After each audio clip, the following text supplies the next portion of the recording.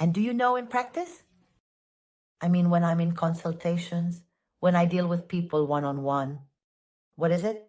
The biggest obstacle I face when people come to me and say, Amanda, it really bothers me that this person didn't appreciate me. It hurts. Sometimes I feel that what keeps me from moving forward is not even the feeling I have for them anymore. It's that bad taste left by how that person perceived me, by how much I gave. I want them to feel what I felt. But then in practice, we are not willing to say no, to make a scene. We are not willing to treat ourselves the way we've been treated. That's how it is. That is to say, do you know who is the best person to teach you how to frustrate someone who doesn't value you? That person. That person has shown you by example, has taught you what it takes to frustrate someone, because they have done it to you. They have done it to you the times when you were giving your best. You have been snubbed. And do you know what happened when this person snubbed you? No, you didn't lose interest. No, you didn't disappear from the face of the earth. No, you didn't set a boundary or lose the feeling, which is probably what you should have done. But you haven't done it. But then in practice, when you think about that person and you're eager to turn the tables, to reverse the situation, I'm not saying this is emotionally mature. Emotionally mature, in fact, is not wanting to make someone who didn't value you desperate. Emotionally mature is understanding that when I encounter someone who doesn't value me, I value myself enough not to get caught up in the fact that I don't get attached to the discomfort that their rejection causes me, and I don't have to overthink it 100,000 times. And I won't have peace until you're hooked on me, but rather, indeed. In the face of your snubs, I stand my ground and leave. That's the best. But if not, if I want to start playing, I have to understand that I can't constantly be afraid, thinking that if I do what this person has done to me, no, because this will make them never contact me again. No, this will make them lose interest. What do you really want? Be honest with yourself first and foremost. Do you really intend to make someone who didn't value you desperate? Or are you still desperately seeking approval, hoping that this will lead to something more from someone who is not valuing you? If what you want is to make this person desperate, it's as simple as starting to mirror their behavior. But really do it. That is, take good note of the times this person has made you feel less, right? Perhaps they have left your message unread, disappeared for 2 or 3 days, said something that hurt you or haven't told you things, right? And they've kept you there with the unease, the nagging feeling of knowing there are things you didn't know. They've given attention to other people, maybe not rubbing it in your face directly, but you've been a bit of a detective, so you've noticed and have your suspicions, right? That there are more people in the picture, take note and start acting like this person does. Take a long time to reply, disappear for days. Sometimes you're in a good mood, sometimes you're in a bad mood. Imply that you're giving attention to other people, right? For example, start interacting more with other people on your social media. Give more likes, comment on people's posts, follow others. With new people who might be of interest to you. Even if they're not, even if you have to create a fake profile to interact with that person. Now, don't say things that boost their ego. Stop giving them compliments. That is, start acting a bit more like this person does, and indeed that attitude on your part, not understanding where you're getting that willpower from, will make this person become desperate. And this, which sounds easy, I know that in practice most people can't do. They can't give the same treatment they've received. Because I'm not even telling you that you have to treat this person worse than this person has treated you.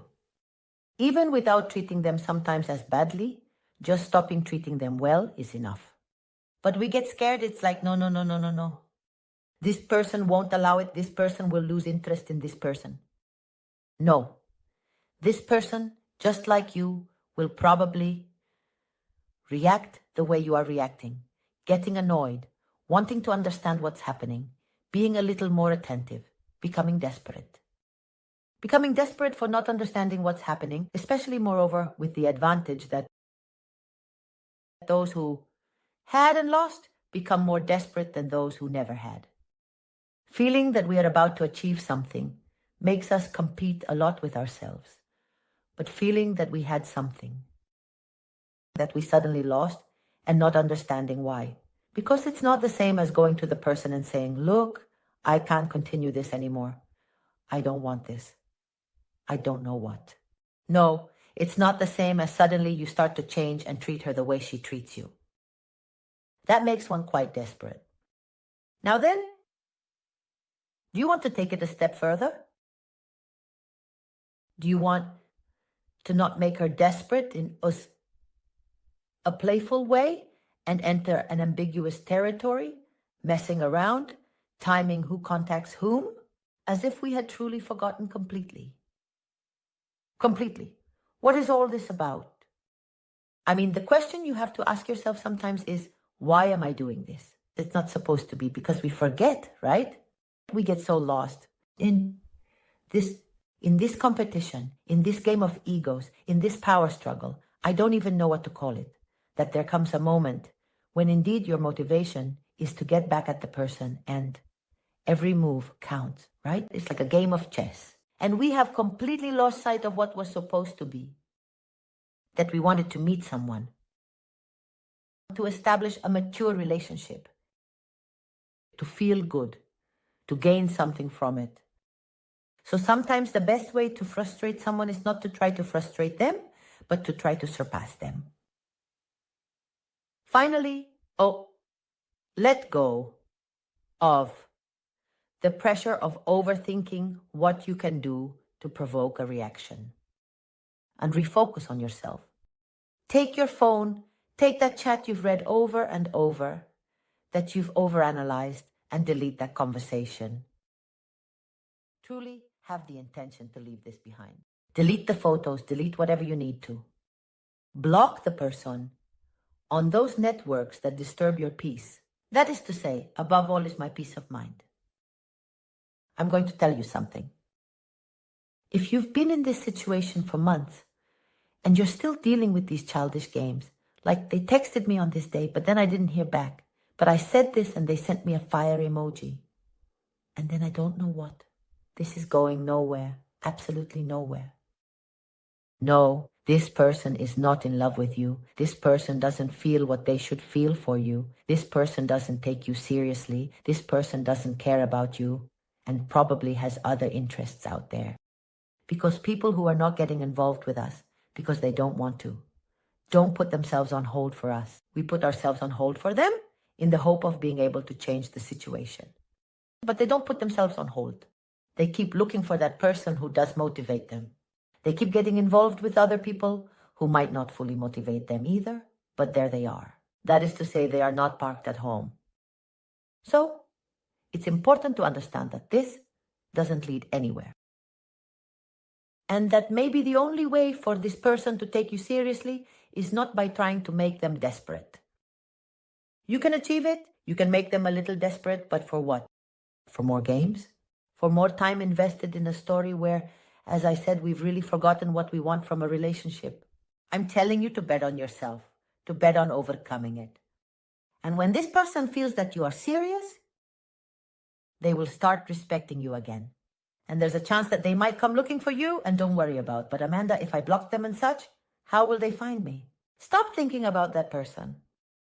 There are always ways, meaning the earth won't swallow them up. There's always a way. They can call you from another number. They can call your landline. They can find you where they know you can be found. They can create another profile and contact you, meaning if someone wants to, they can. If someone wants to, they can. But you no longer need to worry about whether this person wants to or can. You need to stop and consider, what is this person contributing to my life today? I know they don't value me. And I know this because they show it to me daily. Why? Because when I'm feeling down, they're not there to comfort me. Because if I have a problem, I don't know. I'm not going to ask that person for help. Because when I think about this person, I don't feel better about my self-esteem. But worse, no. I can't make future plans. No, They don't give me the daily affection and concern that I need. So that is to say, do I really have to keep wondering what I can do to make them desperate? What if I stop being foolish and start caring about myself? And as I said, I take measures, radical ones, because sometimes we need radical measures, especially when we're hooked on little games here and there. Why? Because those people will always keep giving us a little bit here and a crumb there, and they contact you here. So if I don't take radical measures, in the end, I try to focus on myself. But after 2 or 3 days, the sadness gets to me. And just then, the crumb falls. And again, the same thing. And another 6 months, another year that I'm there for someone whom I know doesn't care about me, but I can't quite believe it. I keep believing, putting my life on hold, thinking that maybe I can change this. Prioritize yourself. Do you really want to drive that person crazy? Get over them. Prioritize yourself. Close the doors. Burn the bridges. Accept the idea that it isn't.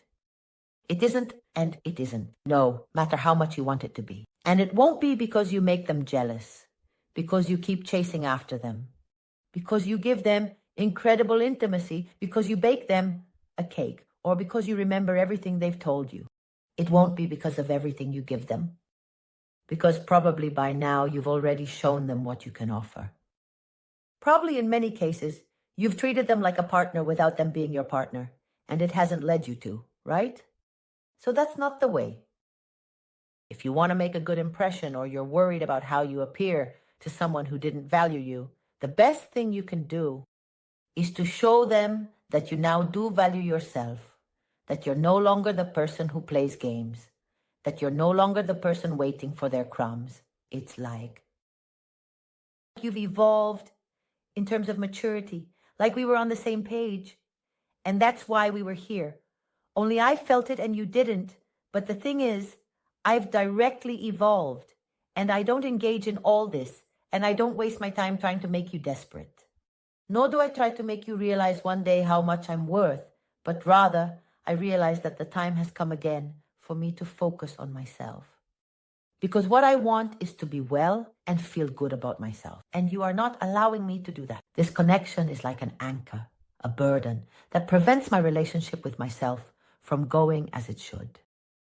That's what I would tell you if you want to make someone who doesn't value you desperate. Don't let them keep making you desperate. Instead of seeking, make sure you don't let that person make you desperate anymore. Well, I hope this video is helpful to you and that you liked it. If that's the case and you're not yet subscribed to the channel, of course I invite you to do so, to hit the bell, because I would love for us to see each other again very soon. And until then, as always, I send you a big kiss.